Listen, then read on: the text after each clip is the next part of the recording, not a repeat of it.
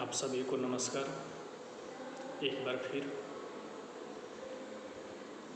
YouTube link class में आप सभी छात्रों का स्वागत है।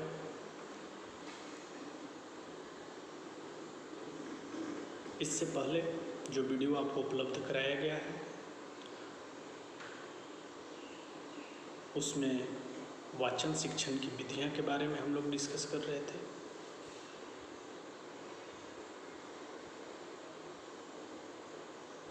कि वाचन शिक्षण में कौन कौन से विधि का प्रयोग किया जाता है।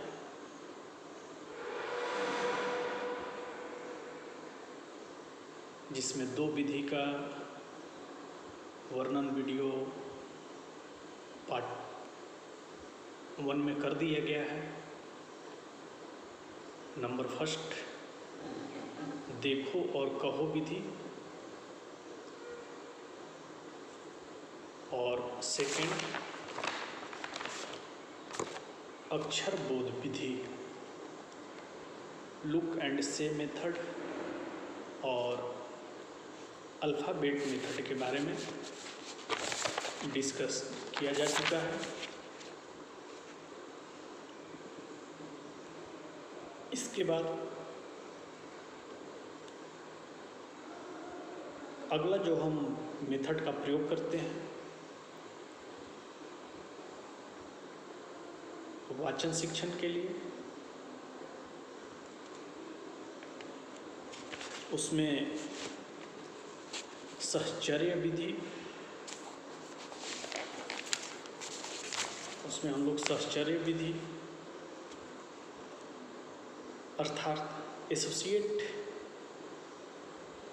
मेथड के भी इसे कहा जाता है। इस विधि के माध्यम से, और इस विधि का आप देखेंगे एसोसिएट मेथड का तो खोज श्रीमती मॉन्टेसरी के द्वारा किया गया है। इसको थोड़ा सा हम लोग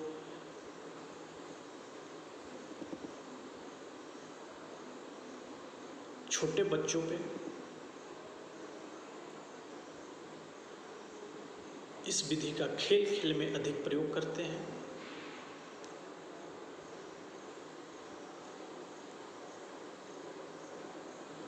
जैसे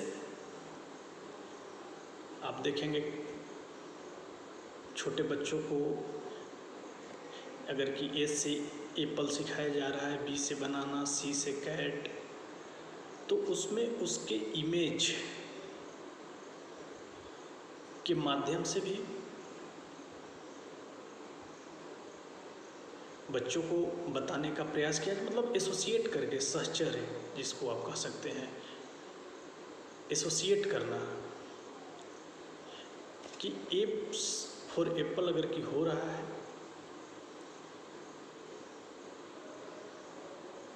तो इसमें दोनों मेथड का प्रयोग होगा, लुक एंड से मेथड या से एंड लुक मेथड, देखो और कहो विधि। कि ए फॉर अगर कि एप्पल बोला जा रहा है तो बच्चे के स्मृति में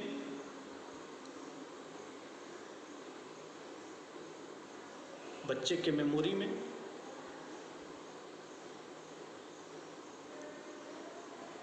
इसका प्रभाव बनना चाहिए।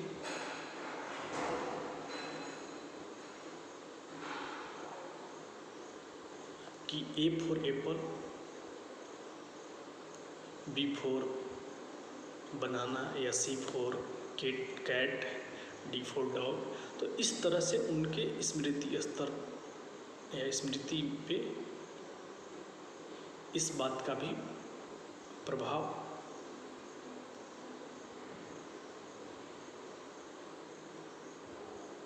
होना चाहिए।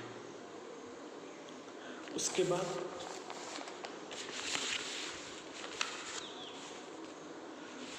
ध्वनि साम्य विधि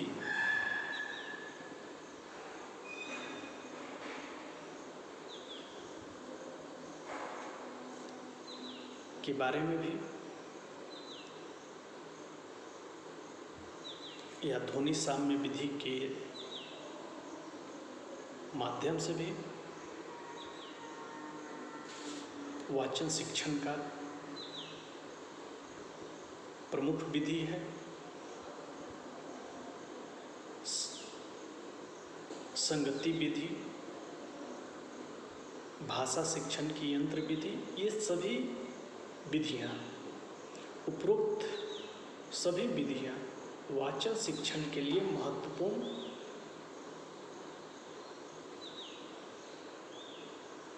विधि के रूप में जाना जाता है। एक बार इसको हम फिर से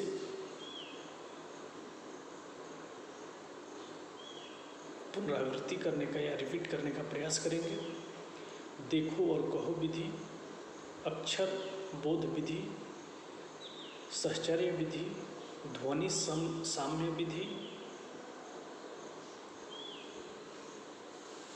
अनुध्वनि विधि, भाषा शिक्षण की यंत्र विधि, संगति विधि, ये उपरोक्त सभी विधियां वाचन शिक्षण की निम्नलिखित विधियां के रूप में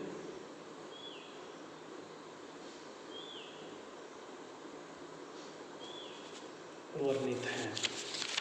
तो इस तरह से वाचन शिक्षण की विधि के बारे में हम लोगों ने डिस्कस कर चुके हैं।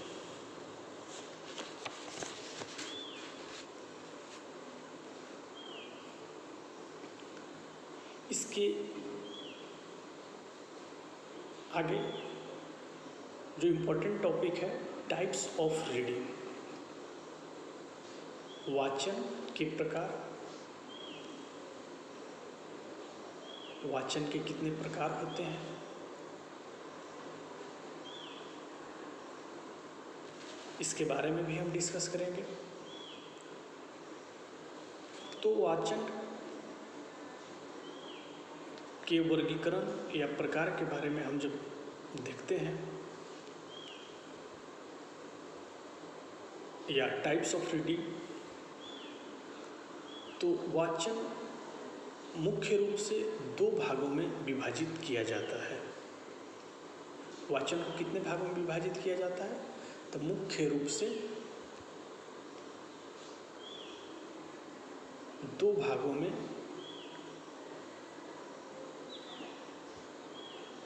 विभाजित किया जाता है, जो निम्नलिखित है। पहले भी आपको क्लास में बताया गया है, जब रीडिंग स्किल का क्लास में भी डिस्कस हो रहा था, या नोट्स के भी माध्यम से बताया गया है कि वाचन विधि, वाचन कौशल को हम दो भागों में विभाजित कर सकते हैं। सस्वर वाचन, लाउड रीडिंग या लाउडली रीडिंग, और दूसरा मौन वाचन, साइलेंट रीडिंग। वाचन के प्रकार कितने प्रकार के हो गए? मुख्य रूप से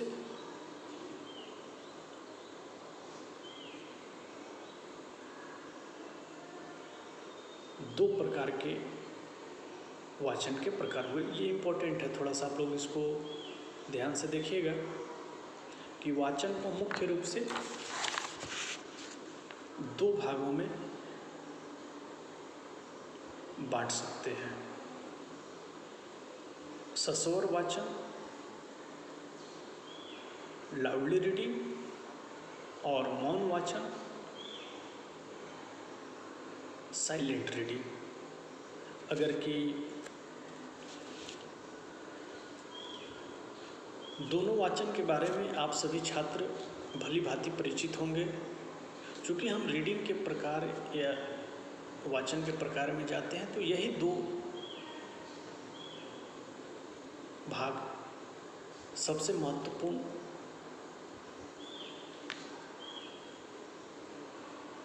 देखने को मिलता है।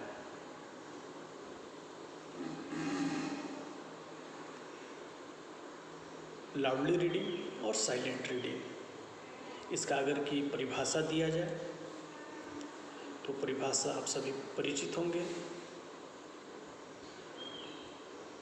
वैसा पठन जिसको बोल बोल कर किया जाता है,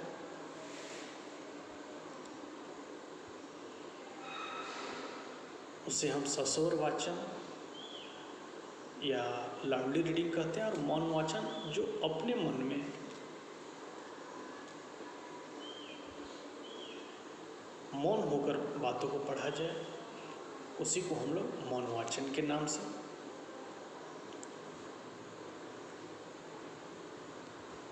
जानते हैं। तो ये डिफिनेशन हो गया। लेकिन अब हम थोड़ा सा और ध्यान से सस्वर वाचन को समझेंगे। सस्वर वाचन हमारे जीवन में इस वाचन का महत्वपूर्ण भूमिका है।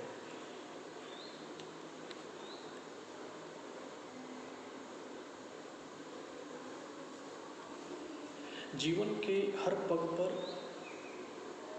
ऐसे अवसर आते हैं जब हमें सस्वर वाचन की आवश्यकता पड़ता है। अपने अभिव्यक्ति,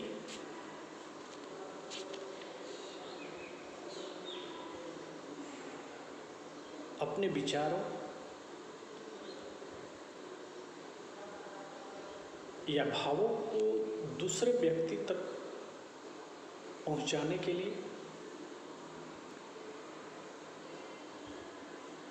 हम स्पीकिंग स्किल का प्रयोग करते हैं। लेकिन हम अपने जीवन में निरंतर लिखे गए बातों को भी सस्वर वाचन करके अपने आप को हम डेवलप कर सकते हैं। सस्वर वाचन के माध्यम के बिना मानव जीवन की कल्पना नहीं की जा सकती है। क्यों नहीं की जा सकती है?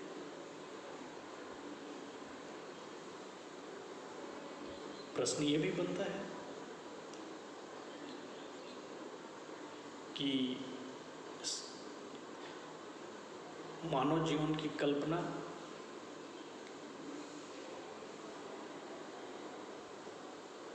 सस्वर वाचन के बिना संभव नहीं है। आप ज्ञान,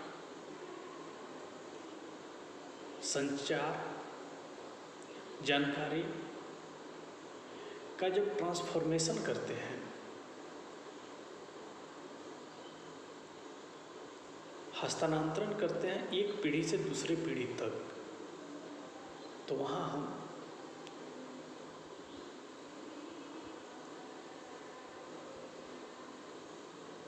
सस्वर वाचन के माध्यम से ही करते हैं।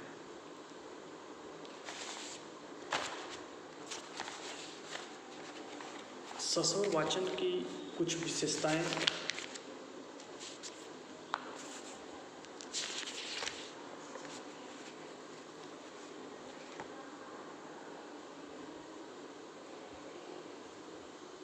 हैं।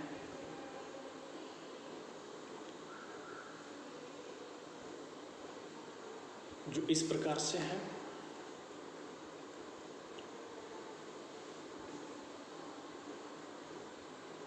शब्दों की ध्वनियों का ज्ञान, sounds of the word.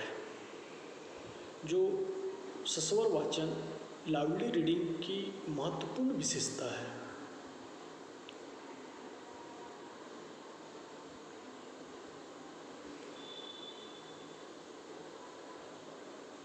Sounds of the words, शब्दों की ध्वनियों का ज्ञान, यह वाचन का बड़ा महत्वपूर्ण अंग है। अभी तक केवल इसी के आधार पर यह निर्णय किया जाता था कि बालक वाचन क्रिया में कहाँ तक निपुण है, परंतु केवल इसी आधार पर वाचन संबंधी पूरी की पूरी जानकारी आप प्राप्त नहीं कर सकते हैं। शब्दों का अर्थ,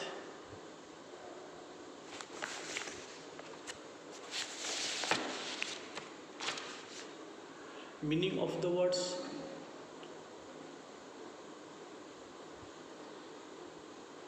आप किसी शब्द का अर्थ को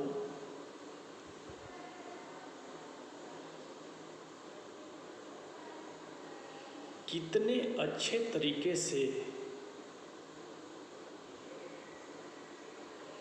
उसके अर्थ को जान रहे हैं, उसके प्रत्यय को जान रहे हैं, उसकी प्रकृति को जान रहे हैं, उसके मीनिंग, कंसेप्ट, नेचर को जान रहे हैं, उस पे भी डिपेंड होता है। बालकों के लिए या छात्रों के लिए यह आवश्यक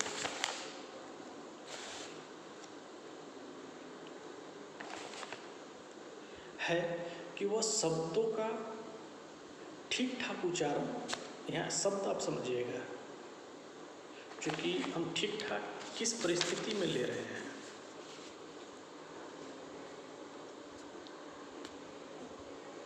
उम्र के हिसाब से,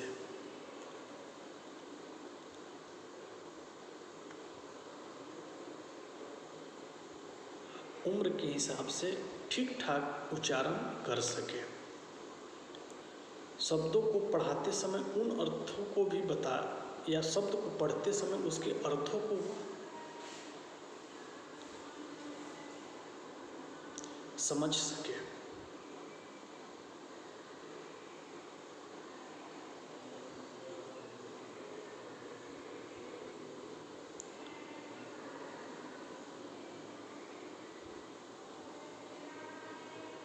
बालक ठीक ठाक रूप से अर्थों को ग्रहण नहीं करेगा तो वह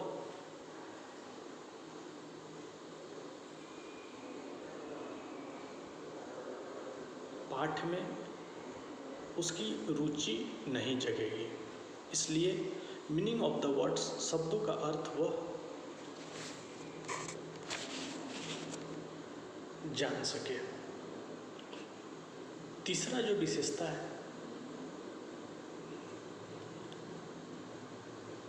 वाचन का ढंग, वे ऑफ एक्सप्रेशन।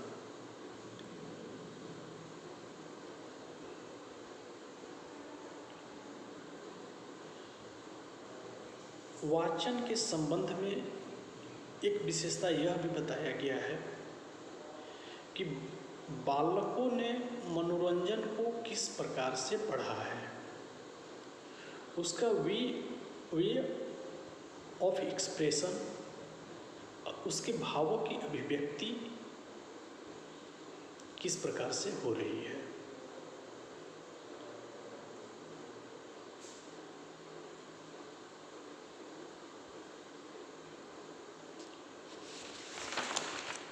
भाव की अभिव्यक्ति किस प्रकार से हो रही है। विराम चिन्ह, उसके बाद अगला जो है विराम चिन्ह या फुल स्टॉप, शब्द या वाक्य में विराम चिन्ह आ रहे हैं, उसका प्रयोग करना चाहिए।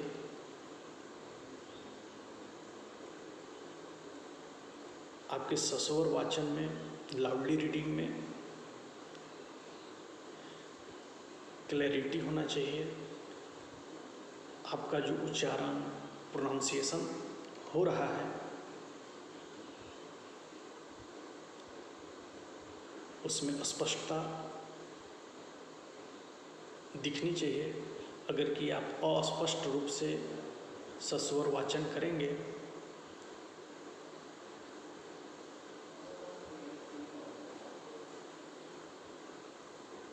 तो जिस समय तक आप छात्र रहते हैं उस समय तक आपको दिक्कत नहीं होगा। लेकिन जिस दिन आप शिक्षक बन जाएंगे, अस्पष्ट उच्चारण छात्रों के लिए, जब आप टीचर बनेंगे तो आपके अस्पष्ट उच्चारण को वो ध्यानपूर्वक सुनेंगे और उनका भी उच्चारण उसी प्रकार से अस्पष्ट होने लगेगा।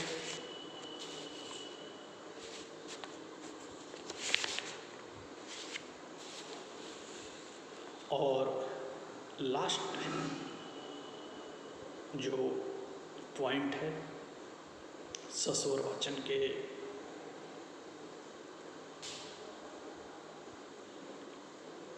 विशेषता में, रुचि, इंटरेस्ट। आप उस सस्वर वाचन करने के लिए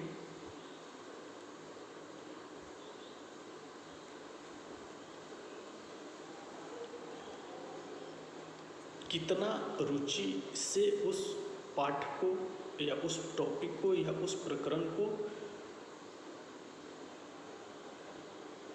रुचि ले रहे हैं। तो इस तरह से लाउडली रीडिंग के विशेषता का अगर कि हम बात करें तो शब्दों की ध्वनियों का ज्ञान होना चाहिए, शब्दों का अर्थ पता होना चाहिए, वाचन का ढंग अच्छा होना चाहिए, विराम चिन्ह का प्रयोग करना चाहिए आपके उच्चारण में,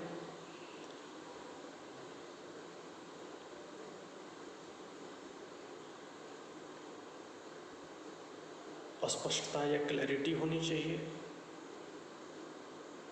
एवं आपके उच्चारण में साफ क्लैरिटी दिखनी चाहिए और क्लैरिटी के साथ साथ उस टॉपिक में या उस प्रकरण में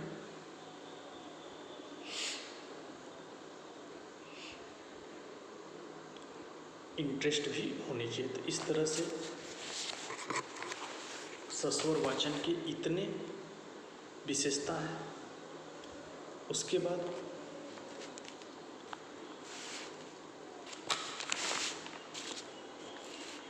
स्वर वाचन के उद्देश्य, ऑब्जेक्ट्स ऑफ लाउडली रीडिंग, क्या क्या ऑब्जेक्ट्स हो सकते हैं। सस्वर वाचन में बड़ी कुशलता की आवश्यकता होती है। बालकों के उच्चारण में विराम, बलाघात संबंधी भूल नहीं होनी चाहिए। भूल करने से आदत अस्थायी बनने का ज़्यादा या अधिक संभावना होती है। आप जितना भूल करेंगे, फुल स्टॉप का प्रयोग नहीं करेंगे, स्ट्रेस का प्रयोग नहीं करेंगे, अशुद्ध उच्चारण करेंगे, तो वो सब आदतें अस्थायी बनने के परिणाम या अस्थायी ज़्यादा बन जाते हैं और सस्वर पाठ का उद्देश्य नष्ट हो जाता है। परंतु जब बालक सस्वर वाचन कर रहा हो तो बीच में उसको रोककर संशोधन करने की शीघ्रता नहीं करनी चाहिए, जिससे उसके पढ़ने की गति में रुकावट आ जाए। इस बात को हमको ध्यान में रखनी चाहिए। प्रवाह के साथ पढ़ने की आदत नहीं होनी चाहिए। मतलब एक संप्रेषण प्रवाह, कम्युनिकेशन चैनल आपको बताया गया है कि बोले जा रहे हैं, उस तरह से प्रवाह नहीं करनी चाहिए। विषय संबंध टूट जाने से शुद्ध पाठ कठिन हो जाता है। अगर कि जो टॉपिक प्रकरण आप पढ़ रहे हैं, अगर कि एक बार आप उसको छोड़ देते हैं तो फिर आपको दिक्कत होता है। एक उद्देश्य प्राप्त करने के लिए जैसे होता है ना कि एक कौशल को डेवलप करने के लिए दूसरे कौशल का हरासमेंट या फिर उसको डिक्रीज नहीं करना चाहिए।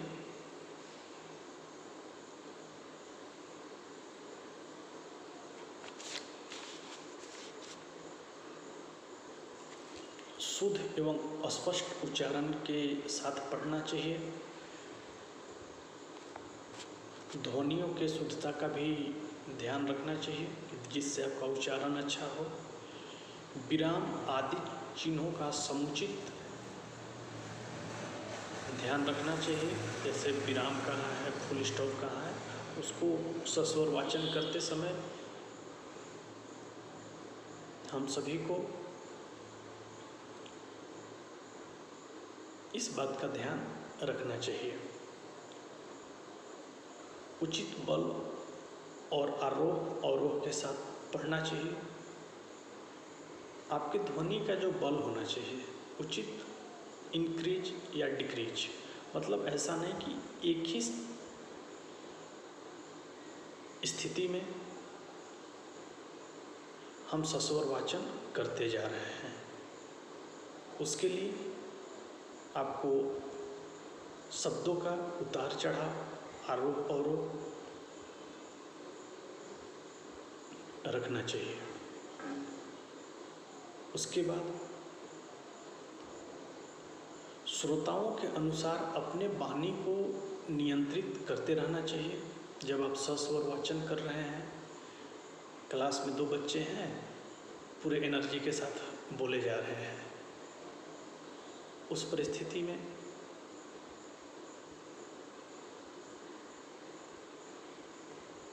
आप अधिक थक जाएंगे और क्लास में अधिक बच्चे हैं तो हम साइलेंट मतलब कम बोल रहे हैं। ऐसी स्थिति नहीं करना चाहिए। श्रोता मतलब आपके जितने छात्र हैं, जितने लोग आपको सुनने वाले हैं, उसी के आधार पर अपने वाणी का नियंत्रण करना चाहिए। भावानुरूप अवसर के अनुकूलन पढ़ना चाहिए। जैसे जिस तरह से भाव है, हम भक्ति रस की कविता पढ़ रहे हैं और उसमें श्रृंगार रस बिना बनावटी बोली के लिए उसमें डालने का प्रयास कर रहे हैं, मतलब जो भाव है उचित भाव के साथ हमको सस्वर वाचन करना चाहिए। उच्चारण एवं सुर में स्थानीय भाषा का प्रभाव कम से कम आने देना चाहिए।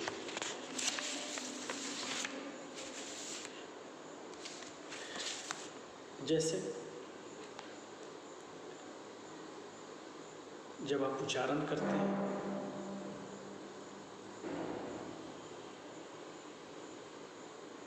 प्रभाव आना चाहिए। जब आप क्षेत्रीय भाषा अगर की पढ़ रहे हैं तो वहाँ पे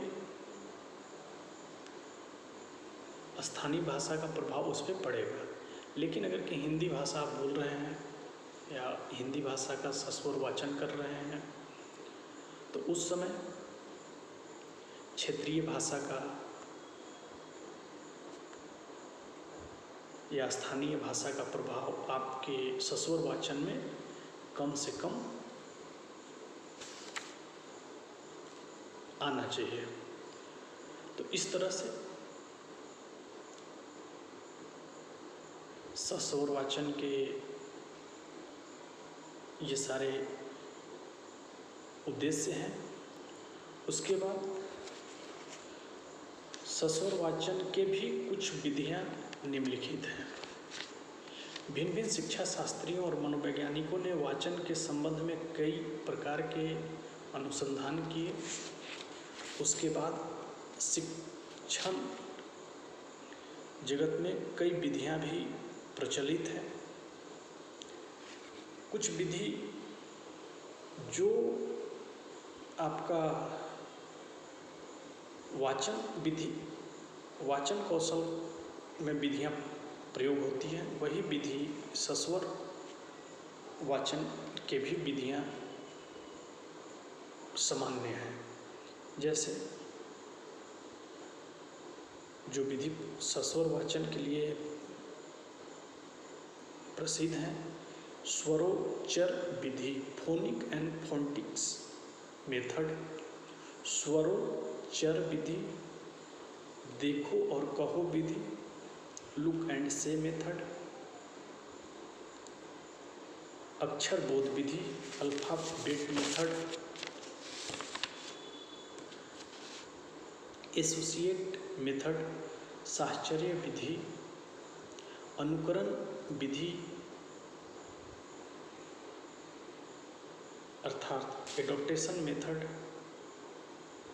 वाक्य शिक्षण विधि, सेंटेंस मेथड, कहानी विधि, स्टोरी मेथड, ये सभी सस्वर वाचन के निम्नलिखित विधियां हैं जिसका डिस्क्राइब या वर्णन आपको अगले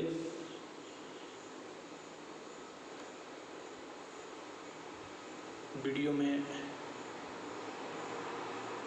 किया जाएगा। तो इस तरह से हम लोग लाउडली रीडिंग के कुछ इम्पोर्टेंस मेथड को भी देख लिए। इसका डिस्कस हम लोग अगले वीडियो में करेंगे। तब तक के लिए बहुत बहुत धन्यवाद।